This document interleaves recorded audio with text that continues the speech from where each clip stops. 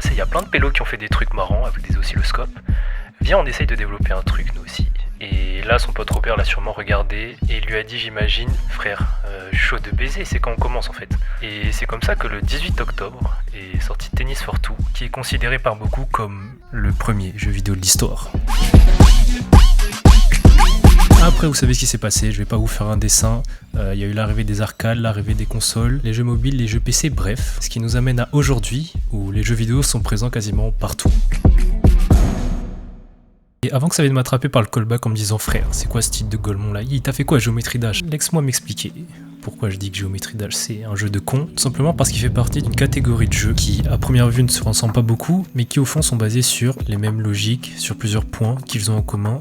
Et on va pas analyser tous ces points ici, je suis pas The Great Review pour faire des vidéos de 2 heures frère, mais je vais quand même vous en donner 2-3 pour essayer de cadrer ce que je veux dire par jeu de con. Et on va commencer par le gameplay. Est-ce que vous voyez League of Legends? Bien sûr que vous voyez c'est quoi League of Legends. Il y a eu Arcane, il y a eu la vidéo des 2 bigs, il y a eu le défi de lui, bref. Et LoL c'est un jeu où si tu veux espérer gagner, je parle même pas de s'amuser, juste gagner, t'es obligé de t'investir. Si t'es un débutant et que t'arrives en lane avec aucune connaissance du jeu, tu vas te faire arracher, c'est aussi simple que ça. LoL c'est un jeu qui prend du temps à être pris en main. Si t'es un débutant, tu vas pas t'amuser avant d'avoir mis minimum 20 à 30 heures dans le jeu, ça peut être plus. Le rapport avec Géométrie Dash, ça justement. Si je vous ai mis un tunnel sur LoL, c'était juste pour vous donner une caractéristique des types de jeux dont je veux parler, l'accessibilité. Géométrie Dash, j'appuie pour sauter au-dessus des spikes, c'est bon j'ai compris, je peux m'amuser. Osu, je clique en rythme avec la musique, j'ai compris, je peux m'amuser. Tohu, j'esquive tous les projectiles en essayant de viser. Bref, je pense que vous voyez où je veux revenir quand je parle de jeux de con. C'est des jeux avec un gameplay extrêmement simple, mais avec une difficulté mon gars, mais ça aussi c'est une caractéristique typique de ces jeux, parce que tu sois débutant, tu sois débutant ou que tu aies plus de 500 heures dans le jeu, quand tu te retrouves confronté à des mecs qui font des trucs comme ça,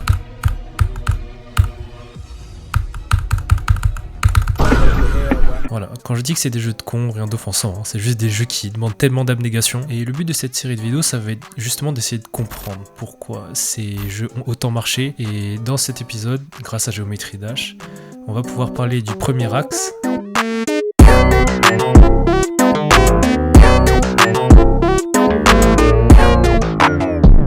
Géométrie Dash, c'est un gros morceau qu'on a à traiter là. Je vais pas vous faire l'affront de vous représenter c'est quoi le jeu. Ego a très bien fait son boulot. Et surtout, il y a pas mal de choses qui ont déjà été dites en fait. On a parlé de Griff, on a parlé de Space UK, on a parlé de Slaughterhouse, on a parlé de... Est-ce qu'on a parlé de Orbit? Ça fait pas longtemps, il est sorti. Bon. On va parler de l'art dans Géométrie Dash. Grosso modo, quand tu joues à Géométrie Dash, tu peux rencontrer 2 types de personnes. Les players, d'un côté, qui jouent au niveau créé par la communauté, et les builders qui eux créent les niveaux pour la communauté. Et nous ici on va se concentrer sur la deuxième catégorie, les builders, parce que ils sont forts quand même. Ok, je vais vous donner un exemple de pourquoi je pense que les builders sont encore plus cinglés que les top players de Géométrie Dash. Et pour ça on va remonter 2 ans en arrière, vers le début de la 2.2 à peu près.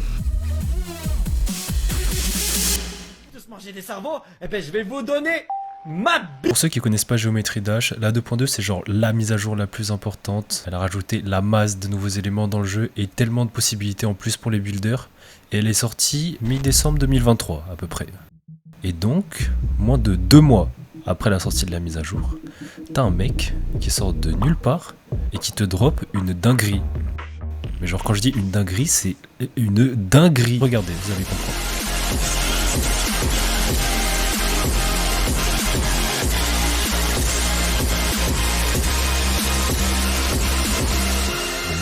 Juste de refaire Interstellar, hein, c'est vraiment fou. On est toujours dans Géométrie Dash, hein, je le rappelle, le jeu de base il ressemble à ça. Et vous savez quoi? C'est même pas le truc le plus impressionnant qu'il y a dans le jeu. Parce que le moment où j'ai vraiment compris à quel point les builders peuvent aller loin dans la création, c'est grâce à ce niveau.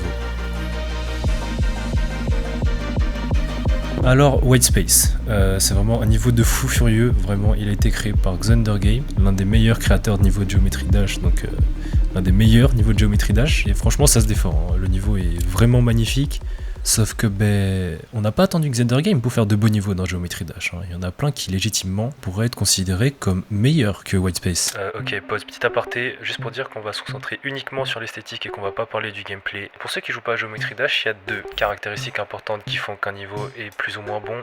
Premièrement, il y a le gameplay, c'est comment le créateur va construire le niveau pour ses joueurs. Voilà, c'est un peu le squelette qui va permettre la deuxième étape, la décoration, qui a pour but de décorer le niveau, et nous on va se concentrer uniquement là-dessus, le gameplay. Et à mon sens, ce qui différencie White Space des autres niveaux de Geometry Dash, c'est l'histoire qu'il raconte et surtout comment l'histoire est racontée, parce que les gars, le niveau de détail et de subtilité. Avant de rentrer plus en profondeur dans le niveau, va falloir donner du contexte sur l'histoire de White Space, parce que on peut essayer de déduire l'histoire et ce que le niveau raconte à partir de chaque élément qui est donné dans le niveau, mais je suis toujours pas The Great Review pour faire une analyse aussi poussée de 1, et de 2 c'est beaucoup plus intéressant de faire comme ça, car on va pouvoir comprendre directement certaines subtilités du niveau sans avoir besoin de tout décortiquer. Ok, donc ce niveau il nous raconte l'histoire d'un mec qui s'appelle Matt, qui a tué toute sa famille dans un accident de voiture. Ouais, ça commence fort. Et après cet accident, il s'est réfugié dans tout un tas de trucs pas sains, dans les addictions, dans les médicaments, et notamment dans un truc, une nouvelle technologie de réalité virtuelle qui s'appelle le White Space, qui va permettre à Matt de vivre dans une réalité fictive où sa famille est encore en vie. Ouais. Et à force de rester dans le White Space, il va finir par s'attacher à cette fausse réalité et finit par ne plus pouvoir vivre dans le présent. Et donc le niveau de Xander Game, il nous raconte l'histoire de notre gars Matt qui essaye tant bien que mal de s'échapper de cette réalité virtuelle. Maintenant que vous avez le contexte, on va pouvoir mettre les pieds dans le plat et voir réellement pourquoi ce niveau est incroyable. Parce que tu peux mettre pause à n'importe quel moment dans White Space, le niveau te dira un truc. Ok, exemple. Alors, dans cette scène, on remarque évidemment l'omniprésence de blanc. On va aussi relever 2-3 éléments qui sont assez intéressants. La bande de film, ici, on a le pneu et on a ça. Je sais pas trop comment ça s'appelle. On a aussi des mots au premier plan qui vont former cette phrase. Et surtout, on a ça. Des glitches accompagnés d'un message, littéralement, laisse-nous nous échapper. Et à partir de là, on peut essayer d'interpréter. On a le pneu, la bande de film et ça qui représente les souvenirs de l'accident qui refont surface et par conséquent qui viennent perturber le white space, d'où les glitches. J'ai pas compris. Alors, je suis d'accord que c'est tiré par les cheveux, hein, mais je vous jure qu'on peut faire ça avec n'importe quelle scène du niveau. Et comme si c'était pas suffisant de faire de la mise en scène dans Geometry Dash, Xander Game, l'auteur du niveau, a fait un compte Twitter. Voilà, limite un ARG, pour donner du lore en plus au niveau, parce que pourquoi pas finalement. Et sur ce compte Twitter, on en apprend sur la Memory Tower, c'est ça qu'on voit à ce niveau-là du niveau. On apprend sur comment interagir le white space, enfin, tout ça pour dire que ça dépasse de loin le cadre des Geometry Dash.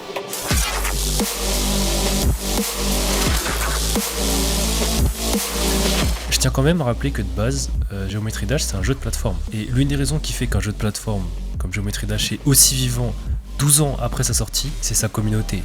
Et qu'est-ce qu'a fait sa communauté pendant toutes ces années ? Repousser les limites, encore et encore, que ce soit du côté des joueurs, avec des niveaux vérifiés qui avant étaient considérés comme impossibles, et du côté des créateurs, avec des niveaux qui, malgré les limites de l'éditeur de niveau, produisent, et j'ai pas peur de le dire, des chefs-d'œuvre. La vérité c'est que des niveaux comme White Space, il y en a plein dans Geometry Dash. C'est vrai qu'ils ont pas tous la même mise en scène ou le même lore parce que ce qu'a fait Xander Game là c'est quasiment du cinéma en fait, mais c'est ce niveau de détermination qui a permis aux builders de faire des niveaux tous plus exceptionnels les uns que les autres et qui a contribué à garder le jeu en vie pendant près de 12 ans.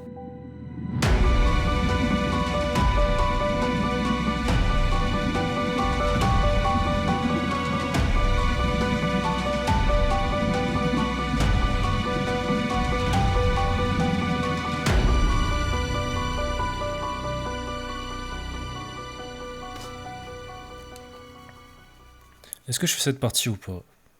Ouais, je sais pas. Vas-y, reste moins de 10 minutes, on va faire cette partie. Ok. 3 niveaux super cool dans Geometry Dash. Il y en a 2, c'est des releases. Il y en a un, il est déjà sorti. Oh, attendez 2 secondes. Numéro 3, Nebula Brask. C'est un memory level, un extrême démon qui va être fait par la Cherry Team. Et je vais juste vous montrer le niveau et vous allez comprendre.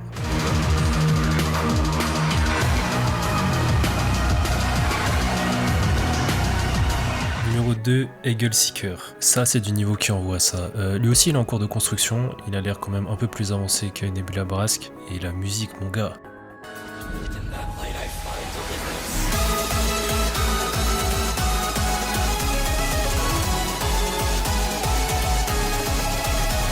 Et enfin, numéro 1, bon c'est un peu un tapin en vrai, je pense que tout le monde kiffe ce niveau. Je veux bien évidemment parler de... Noir ou blanc ça dépend, éclaté sur mes dents. J'ai 20 ans, je crache mes poumons, je trouve ça embêtant. Le malheur nous le fait donc. Reste qu'il est connaissance chelou qui te parleront de plans en béton. Petit frère, regarde au loin, on mérite bien mieux que ça. Nos rêves sont noyés dans la rame. Famille 8, 4, 6,